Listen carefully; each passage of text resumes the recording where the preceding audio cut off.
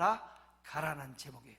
지난주부터 우리는 세븐 스텝으로 전도 메시지가 지금 나가고 있습니다. 이 전도 메시지 또한 유튜브 아름다운 교회, 안산 아름다운 교회 치면 그 항목 재생 목록으로 영혼 구원 시리즈로, 전도 시리즈로 다 나오니까요. 여기서만 듣지 마시고 반드시 집에 가서 리플레이해서 들으십시오.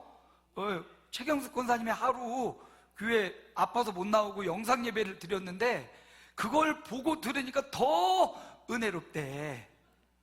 아멘도 안 해주세요. 요즘 아멘과 담사 더. 그런데 저도 그래요. 저도 설교할 때는 은혜를 못 받고 막 어떻게 전해야 되나 막 여기에 집중하잖아요. 근데 제가 직접 하루에 꼭 일주일에 2번 정도 제가 들어요. 제 설교 하나님의 말씀으로. 근데 그냥 얼굴 보면 별로 못생겨가지고 은혜가 안 되지만 이렇게 덮어놓고 음성을 집중해서 들으면, 죄송합니다, 강홍길이라 그런 게 아니라 목사님 메시지가 살아있어요. 우리 목사님 메시지가 살아있더라고요. 그러니까 여러분 꼭 유튜브로 한 번씩 더 들으면 하나님이 그때 주신 은혜가 또 있어요. 그러니까 유튜브 조회수도 높이시고. 지난 주간 우리는 이 영혼전도, 영혼구원 첫 번째 메시지, 우리는 부활하신 주님의 뭐다? 군사다, 군사. 여러분 군사, 군인 어떻게 됩니까? 자원에서 입대하든지 병무청에서 통지서가 나오면 그때 군대 들어가면 군인이 돼요. 성도는 언제 군인이 됩니까? 예수를 인격적으로 개인적으로 만나는 그 순간 입대한 거예요. 예수 믿는 그 순간이 입대한 거예요. 어린애기도 마찬가지고 어른도 마찬가지고 예수님을 구주로 영접한 그 순간 하나님 나라의 백성으로, 군대로 입대된 겁니다. 이미 우리는 주님의 군인이다. 그런데 군인 중에도 좋은 군인도 있고 비리비리한 군인도 있고 비리 군인도 있고, 명령을 잘못 행해서, 아니 우리나라 국민을 향해서 총뿌리를 내밀고 잘못된 명령 따른 군인도 징계받지요. 군인도 좋은 군인이 있고 나쁜 군인이 있다. 성도도 주님의 군인도 좋은 군인이 있고 나쁜 군인이 있는데, 좋은 군인의 기준이 뭐냐? 주님을 기쁘시게 해야 좋은 군인이다.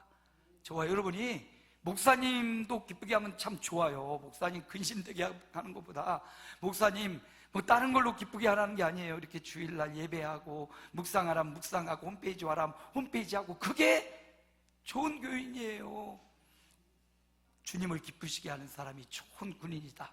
좋은 군인인데 몸이 약한 사람이 있어요. 강한 군인이 돼야 돼. 강한 군인. 뭐가 우리를 강하게 하냐? 은혜밖에 없습니다. 돈이 뭐 많이 들어오고 집도 사고 자녀, 아니요. 성도는 은혜만이 우리를 강하게 할 수 있어요. 은혜 어떻게 받냐? 말씀과 기도로 은혜를 받는 겁니다. 꿈을 꾸고 환상을, 이것도 말씀의 한 부류인 거예요. 꿈꾸고 환상하려고 하기보다 말씀에서 꿈을 발견하시기 바랍니다. 말씀에서 예언을 발견하시기 바랍니다. 말씀에 다 나와 있어요. 그래서 말씀과 기도 한 가지 더 하면 성찬, 주님이 기념하고 내가 올 때까지 이거 했던 그 주의 떡과 주님의 잔을 먹고 마실 때 은혜가 돼요. 그래서 이 은혜가 우리를 강하게 만드는 겁니다. 여러분, 군인인데, 주님의 좋은 군인인데 비리비리하고 힘도 못 쓰고 약해 빠진 군인이 나아가서 이길 수가 없어요. 우는 사자처럼 사단이가 막 우리를 공격한다지 않습니까? 금방 넘어지고 쓰러져요. 말씀과 기도, 성찬에 참여함으로 그리스도의 강한 군사가 되시기를 축복합니다. 이 영상을 하나 볼게요. 강한 군사에 대한 영상. 제2차 세계대전이 한창이던 때 한 어머니에게 사랑하는 4명의 아들들이 있었습니다.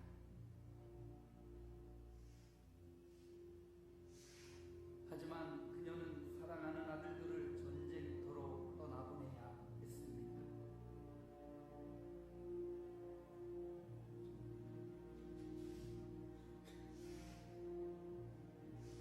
언제 돌아올지도 모른 채 단지 살아오기만을 기도하며 막연히 기다릴 뿐이었습니다. 그러던 어느 날 또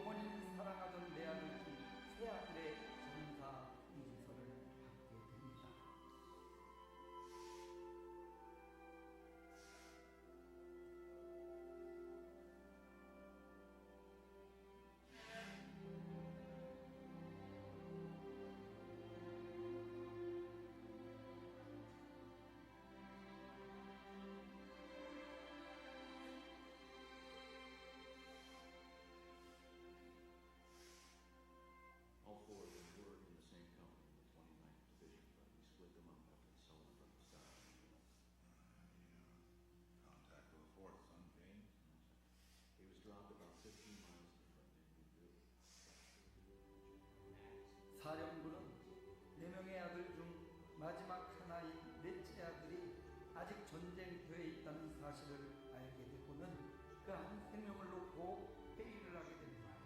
마치 지옥과 같은 전쟁터 한가운데 어디에 있는지도 또한 살아있는지도 알 수 없지만 그들은 결코 포기할 수 없는 그 생명을 위해 과감한 결단을 내리게 됩니다.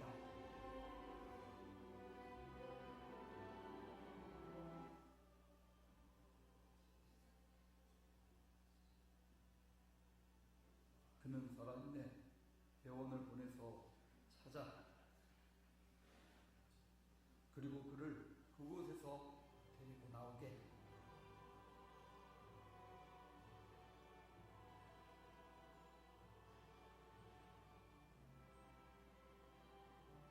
한 생명을 구하기 위해 전쟁터로 향한 용사들, 한 생명을 구하라는 명령을 그들은 자신들의 목숨을 바쳐 결국 수행해냅니다.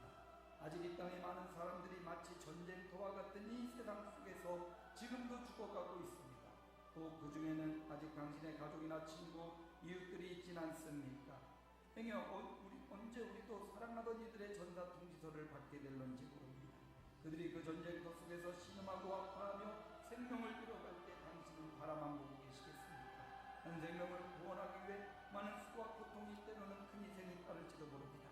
그러나 그만큼 한 생명의 구원은 세상 무엇과도 비교할 수 없는 가치가 있는 것입니다. 또한 그것은 우리의 대장이신 주님이 주신 지상 최후의 명령이기도 합니다. 지금도 주님은 명령하고 계십니다.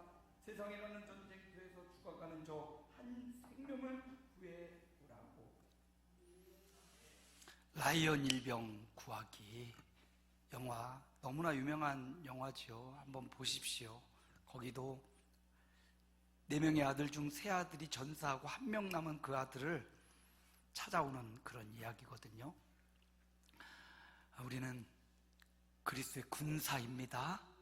주님의 명령을 받고 그리고 좋은 군사로 주님을 기쁘시게 하기 위해 한 사람의 영혼을 구원하기 위해 생명을 바치는 그런 강한 군사로 살아가는 저와 여러분이 되시기를 축복합니다.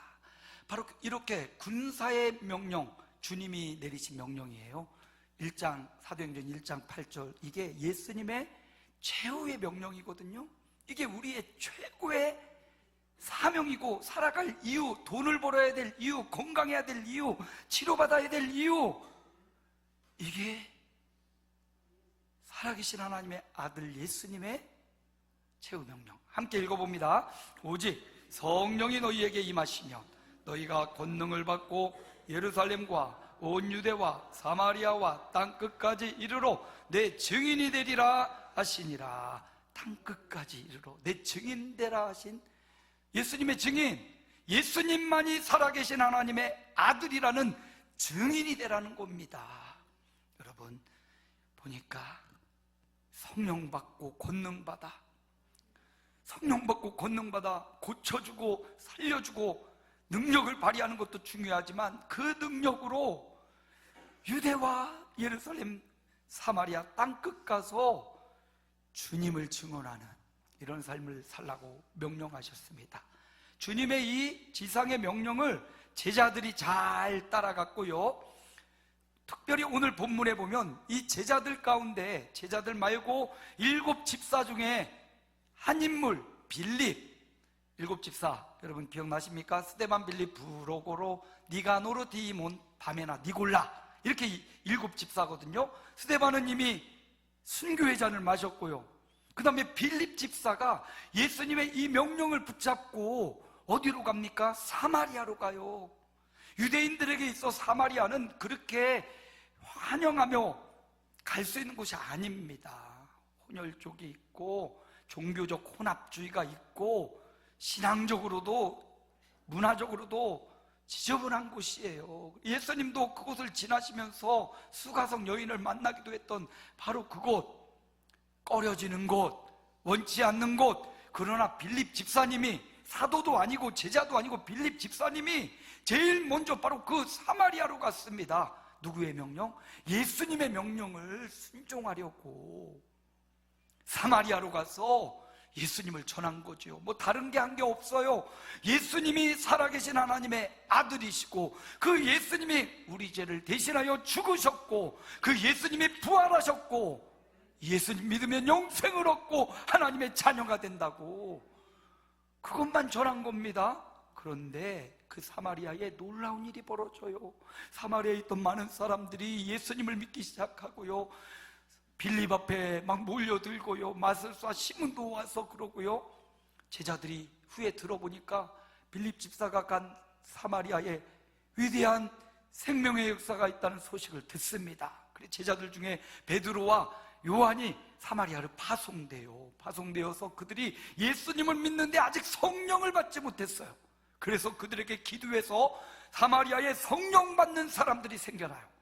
사마리아 한 사람 빌립이 갔더니 한 동네가 바뀌고 지역이 바뀌고 영적인 환경이 확 바뀌어진 겁니다. 누구 한 사람? 빌립이라는 한 사람이 주님의 명령에 순종해서 갔더니, 오늘 말씀의 제목이 뭐예요? 일어나서 가라. 일어나서 가라. 오늘 우리가 여기다 이름을 적을 건데, 이름만 적고 가만히 있지 말고 여러분 일어나서 그들에게 가시기 바랍니다. 자, 빌립이 그 사마리아에 간 거예요. 그랬는데 사마리아에 예수 믿는 사람들이 점점점 늘어났잖아요. 성령 받은 사람도 늘어났지 않습니까? 그러면 빌립은 거기에 안주하고 있어도 돼요. 그런데 성령님이 또 이렇게 말씀하시는 거예요. 26절 함께 읽습니다. 주의 사자가 빌립에게 말하여 이르되 일어나서 남쪽으로 향하여 예루살렘에서 가사로 내려가는 길까지 가라 하니 그 길은 광야라. 아이, 예루살렘에 있다가 유다에 있다가 북쪽 사마리아로 갔습니다. 내가 원치 않지만 주님 명령에 사마리아와 땅끝까지 이르라 했잖아요. 그러니까 빌립이 그 말씀 순종해서 사도들은 예루살렘 교회를 지켜야 되니까 사마리아 갔습니다. 가서 거기서 복음을 전하고 거기 교회 공동체가 세워집니다. 그런데 성령님은 여기 주의 사자, 주의 영, 뭐 성령님 이렇게 나오는데 다 성령님이거든요. 성령께서 빌립에게 말하시기를 일어나서 가라. 아멘. 오늘 저와 여러분에게 하시는 말씀이에요. 늘 안주하고 이 자리에만 있지 말고 일어나서 복음을 들고 세상으로, 가정으로, 직장으로, 생업의 현장으로 가라. 오늘 이 말씀의 제목은 일어나라 가라. 아니, 사마리아에 이미 예수 믿는 수많은 군중이 생겼단 말입니다. 그런데 주의 성령은 또 가래요. 빌립이 순종합니다. 사마리아에서, 지금 유다가 여기라면 사마리아는 여기고, 지금 가사로 내려가는 길은 여기 예루살렘보다 훨씬 밑에 여기쯤이거든요. 거리상 140km, 150km 된대요. 요즘은 뭐 차가 있으면 그 정도면 1시간 반, 2시간이면 가는데 그 당시만 해도 일주일 길이래요. 일주일 길.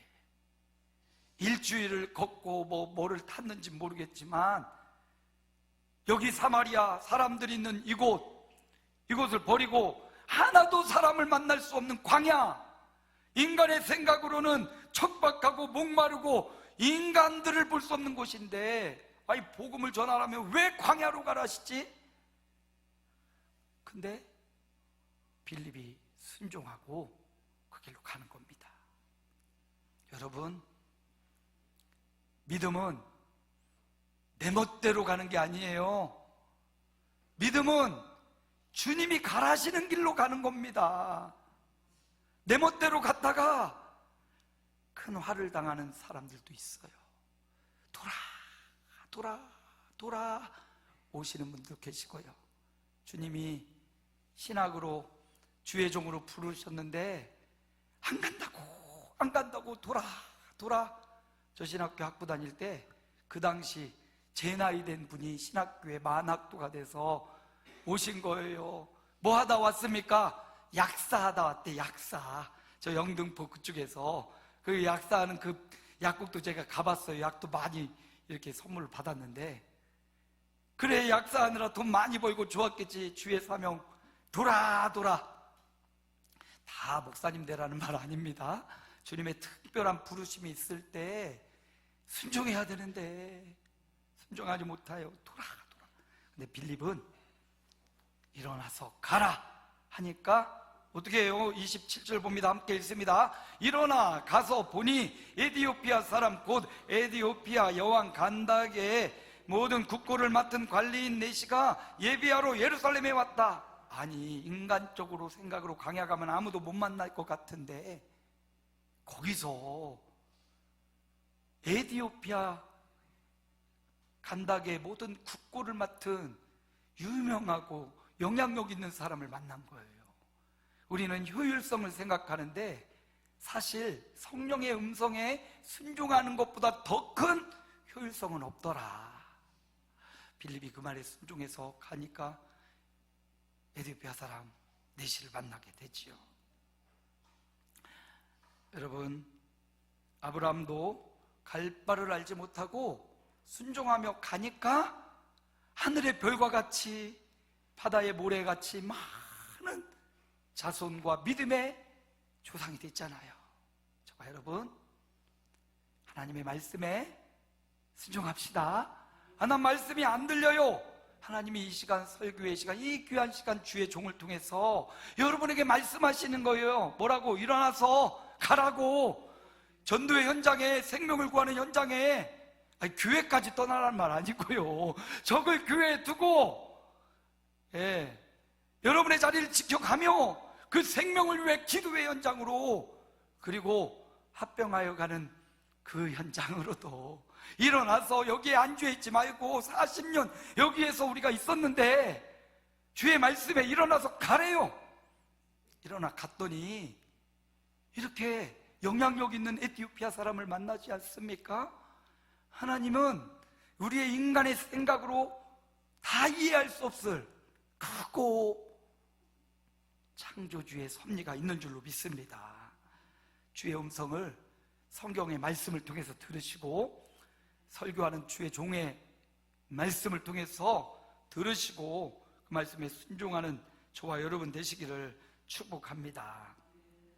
그렇게 가서 만나는 거죠. 만났는데 성령님이 또 빌립에게 이렇게 말씀하셔요. 함께 읽습니다. 29절. 성령이 빌립더러 이르시되 이 수레로 가까이 나아가라 하시거늘. 자세히도 알려주시네요. 성령께서 가까이 가라. 여러분, 그럴 때 있잖아요. 정말 성령님 어떡합니까? 어떻게 해야 됩니까? 막 그럴 때 성령이 내 안에서 내 소리가 아니라 성령이 주시는 음성이 있어요. 그 음성에 빌립이 순종해서 마차가 지나가는데 가까이 달려가가지고 마차에 가서 말을 거는 거예요. 뭐라고 말하나? 35절 함께 읽습니다. 빌립이 입을 열어 이 글에서 시작하여 예수를 가르쳐 복음을 전하니. 마침 이 사람이 예루살렘에 예배하러 갔다가 지금 에디오피아로 돌아가는 중이었어요. 그러니까 하나님이 빌립을 거기 보내신 겁니다. 만나게 하신 겁니다. 여러분, 우리 인생에 우연은 없습니다. 모든 만남에 우연은 없어요. 뭐 하라고 주신? 복음을, 예수 그리스도를, 영생과 생명의 길을 전해주라고 하나님 만나게 하신 거예요. 그렇다고 맨 만날 때 예수 전당 불신지요 이렇게 살 수는 없지만 삶으로, 말로, 정직과 성실함으로, 또 온전함과 친절함으로 예수 그리스도의 향기를 발해주고 입술로 기회가 될 때 예수님 믿으라고, 교회 가자고. 빌립이 이 네시에게 다가가서 그가 읽고 있는 성경이 이사야 말씀이었거든요. 근데 이사야의 말씀으로 시작해서 누구로 연결시켜요? 예수님으로 연결시켜요. 우리 삶이 그런 거예요. 선을 그어주는 거예요. 지금 예수를 모르는 인생에게 이렇게 선을 그어가지고 예수님으로 딱 나에게 연결시키는 게 아니고 주님께로 연결시키는 것까지, 그게 우리의 사명. 성경 어디를 보고 삶의 어떤 현상을 보더라도 그걸 가지고 예수님께로 연결해 주는 거예요. 누군가 아프다, 우환이 있다, 근심이 있다, 그걸 가지고 우리 예수님께로 가면 수고하고 무거운 짐진 자들아 다 내게로 오라, 너희를 쉬게 하리라. 주님이 형제 자매의 근심과 우환을 주님이 쉬게 해주신대. 정말 남다른 아픔과 고통이 있는 사람에게 주님이 우리를 위해 당신이 아파하는 그 아픔보다 더 큰 아픔으로 십자가로 죽어주셨거든. 그 예수 믿으면 당신이 당하는 이 고통 더 이상 당하지 않고 영원한 천국을 누릴 수 있어. 어떤 사건, 어떤 현상, 어떤 자리에, 축복의 자리, 잘 나가는 그 자리도 마찬가지 믿음의 선을 그어주는 거예요. 그분과 주님에게로 선을 그어주는 거. 그래서 세븐때 전체 주제가 선을 긋다. 복음, 예수 그리스도를 전해줬어요. 그랬더니 어떤 결과가 일어납니까? 39절 함께 읽습니다. 둘이 물에서 올라올 새 주의 영이 빌립을 이끌어 간지라. 내시는 기쁘게 길을 가므로 그를 다시 보지 못하니라. 이렇게 갈급한 영혼, 준비된 영혼 딱 만나니까 너무나 쉽게 전도가 된 거예요. 이 에디오피아 내시가 이때 예수 믿고 이제 헤어져요. 아니, 영향력 있는 사람이지만 예수 믿으면 누가 우리 안에 계십니까? 성령이 계시는 거예요. 그거 내가 막 가서 막 날마다 케어하고 안 해도 돼요. 누가? 그 안에 성령이 들어가시면 성령이 그를 이끌고 그를 인도하고 그가 에디오피아 가서 복음을 전하고, 현재 에디오피아의 예수 믿는 인구가 58%래. 58%. 아마 이때부터 시작되지 않았을까요? 여러분, 교회를 다니는 것도 중요하지만 예수 믿는 게 더 중요합니다. 예수를 믿게 해주는 역할을 하는 것 너무 중요해요. 빌립이 그 역할을 한 거예요. 예수 믿게 해주고 세례를 주고, 그리고 빌립은 다른 곳으로 갑니다. 다른 곳으로 가요. 어디로 갑니까? 40절 함께 읽습니다. 빌립은 아소도에 나타나 여러 성을 지나다니며 복음을 전하고 가이사랴에 이르니라. 아소도라는 지중해 해안의 해안 도시예요. 거기 있다가 또 가이사랴로 가고, 아마 가이사랴에서 아마 생을 마감했을 것 같아요. 거기서 사도 바울이 로마로 잡혀가기 전에 거기 와서 가이사랴에서 빌립의 딸들을 만났다라는 성경의 기록도 있고요.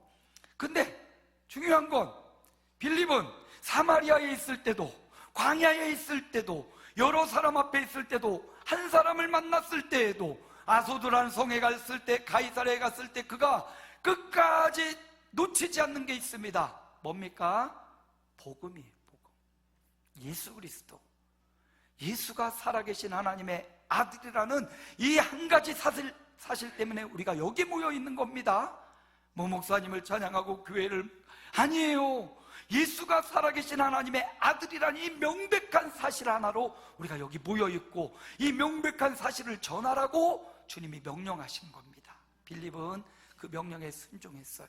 빌립은 그 명령대로 따라해서 결국 빌립이 간 사마리아에, 그리고 이 넷이 그 사람이 전해줘서 거기 가가지고 에디오피아에, 그리고 아소도에, 그리고 가이사랴에 끝까지 복음을 놓치지 않았습니다. 로마는, 세계는 다 로마로 통한다고 했지 않습니까?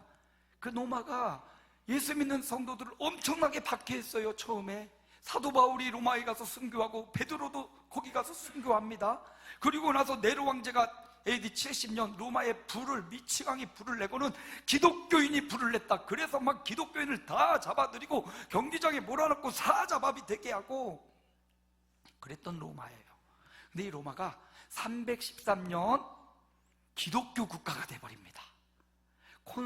콘스탄틴이라는 대제가 이 로마를 이제부터는 우리는 예수님 믿는 기독교 국가야 선언을 해요. 313년, 한 200년 뒤죠. 어떻게 이렇게 이런 일이 벌어졌나? 콘스탄틴 대제의 어머니가 헬레나라는 사람이에요. 헬레나. 근데 이 헬레나가 이제 왕이 되기 전에 로마의 지역을 돌면서 이제 집정관 노릇을 한 거죠. 근데 그 노릇을 할 때 그 헬레나의 여종 하나가 예수를 믿고 있었던 거예요. 그 하인 한 명이 살아계신 하나님의 아들 예수님을 믿고 있었던 거예요. 그 여인 하나가 그 여주인인 헬레나에게 내가 믿는 예수님이 있다고, 살아계신 하나님의 아들, 유일한 영생과 생명의 길인 예수님이 있다고 계집애 하나가 그 말을 전해주고, 헬레나가 무언가 이게 뭐지? 하다가 예수님을 믿은 거예요. 그가 예수님을 믿고 하인 한마디로 예수님을 믿고 신앙을 생활하고 그 자녀들 콘스탄틴 대제가 예수님을 믿고 왕이 되자 기독교 국가로 공인을 해버리는, 여러분, 우리가 콘스탄틴은 못될지언정 가난하고 연약하지만 하인 하나, 여종 하나가 되어서 누군가에게 복음을 전해주고 빌립처럼 에디오피아 노시에게 예수님을 전해줘서 에디오피아 나라가 바뀌고 사마리아 동네와 지역이 바뀌는 위대한 역사가 일어날 수 있다는 겁니다. 그러므로 때를 얻든지 못 얻든지 교회를 다니고 살아계신 하나님의 아들 예수를 믿는 저와 여러분은요, 언제 어디서나 이 만남을 소중히 여기고 예수님을 말해줄 수 있는 용기와 담력 있기를 축복합니다. 배추 한 포기도 어디 마트 가면 싸다고 얼마나 자랑합니까? 여기 갔더니 김장배추 나 싸게 샀다고. 예수님이 배추 한 포기보다 못한 분입니까? 왜 예수님이 부끄럽죠? 왜 예수님을 말하지 못하지요? 오늘 빌립에 일어나서 갔던 그 순종을 보면서 여러분, 이 사명 우리가 감당하면요, 이 일 잘하도록 재물 얻을 능력 준다니까요. 아이, 고쳐주세요 고쳐주세요 하지 말고 이 사명을 감당하면 고쳐주신다니까요. 먼저 그의 나라와 의를 구하면 이 모든 것 더해준다고 했지 않습니까? 그의 나라, 그의 의가 뭐예요? 예수 그리스도의 나라, 주님의 복음을 승거하는 이 일을 감당하면 순서가 바뀌어도 안 돼요. 그 사명을 감당하면 이 모든 것, 너가 필요한 것, 그게 건강일 수도 있고 재물일 수도 있고 명예일 수도 있고 칭찬일 수도 있고 내가 더하여 주겠다. 제 약속도 아니고 주님의 약속입니다. 여러분, 그래서 빌립은 사마리아에서, 광야에서, 군중 앞에, 한 사람 앞에, 어떤 성읍 도시에 가도 끝까지 복음을 놓치지 않는, 복음에 사로잡혀 복음을 위해 살았던 빌립.